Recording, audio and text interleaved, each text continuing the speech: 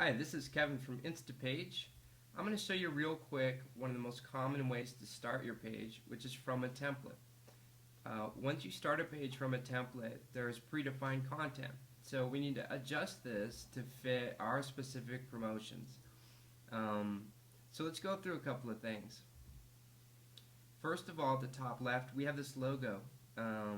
It's just a sort of a default logo. I want to change this to my own logo. So you see this big red edit button here? I'm going to go ahead and click on that and delete this column. Now that gives me an open space to drag in a new image. So from the widgets up above, I grab this widget and simply drop it in. And then I can go through my gallery and let's see if we can, here we go. Here's our logo.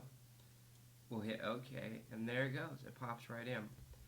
Now you see that there's a mismatch in the lining up of this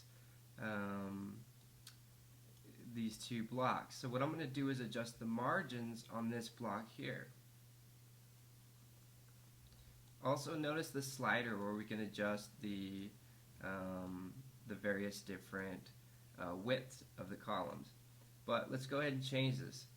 Hit the red edit button again and choose margins. This gives us the ability to set the various different margins and reposition objects within the page. I'm going to move this text up to match this Instapage. So to do that, I simply click on the top margin and I reduce it until we get lined up. Let's go there. That looks a little bit better. So that's great. Now I want to change this title. Today's daily deal. So let's go ahead and hit edit again and then we'll hit edit column, and now you can see that we can change the content here through this text editor. I'm going to go ahead and just change this over and I'm going to write something like amazing deals daily and then hit OK. Now you can see we have a new headline. You can edit other aspects of the website or your template simply by clicking that edit button and using kind of your own content. Here's a quick example of changing this call to action, which is measured as a conversion. I want to use a different button, but I like this button. So what I'm going to do is create a variation to see which button performs better.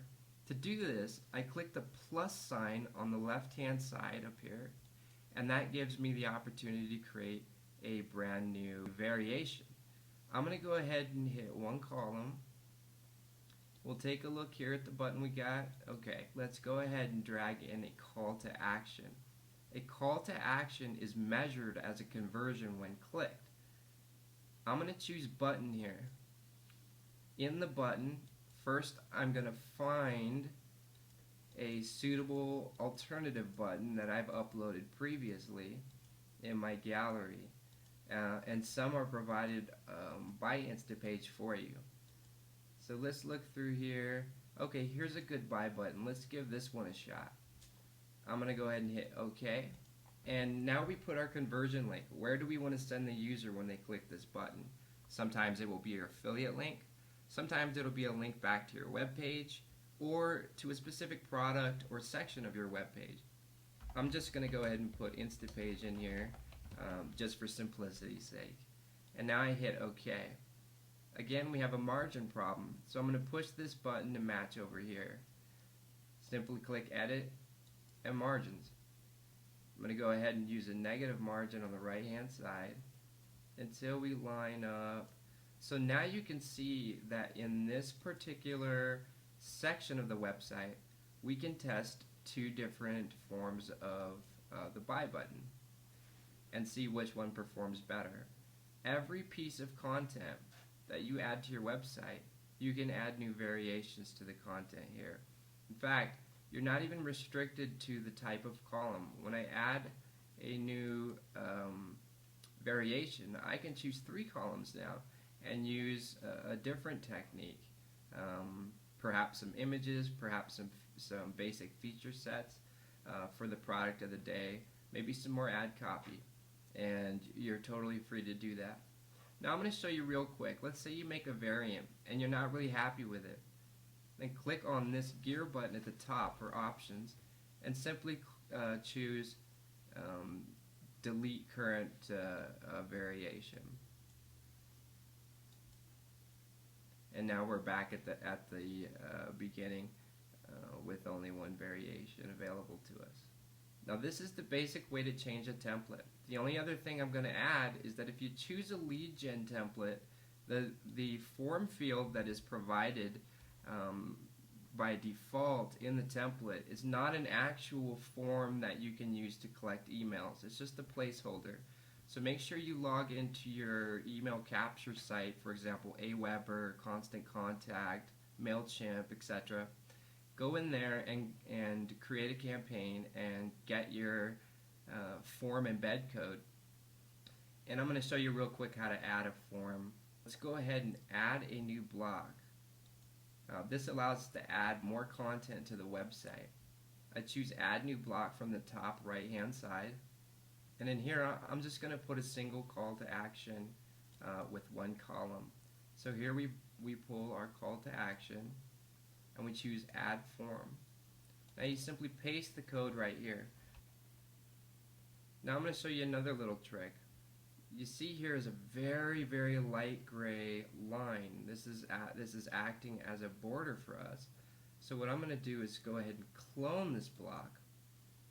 Simply choose the gear, choose clone this block, and you'll see now you have the two lines. I'm going to go ahead and move this line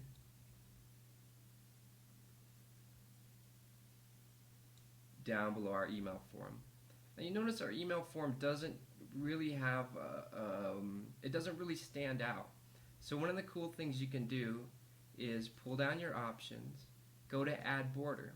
You see that there's tons of border types that we have in here that you can simply add to your particular variation.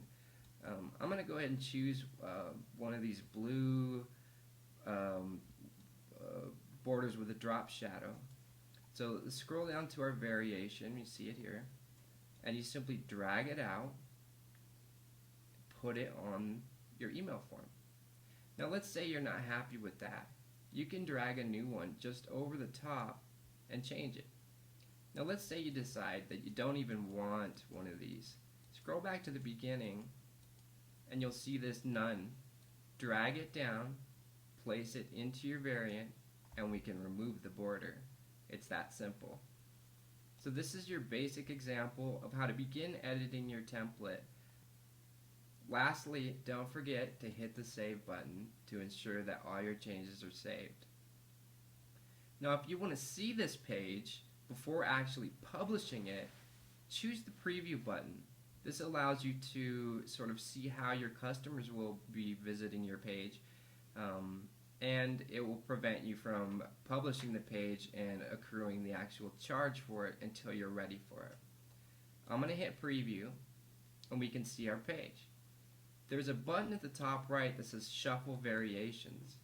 Now you see that the variation we added with the button has been changed. Instapage will show various combinations of your variations, and based on user interaction we can detect and identify which one of the variations is performing best, and we'll start to show it more frequently. So this has been your introduction tutorial to how to edit existing templates, and I hope it was helpful.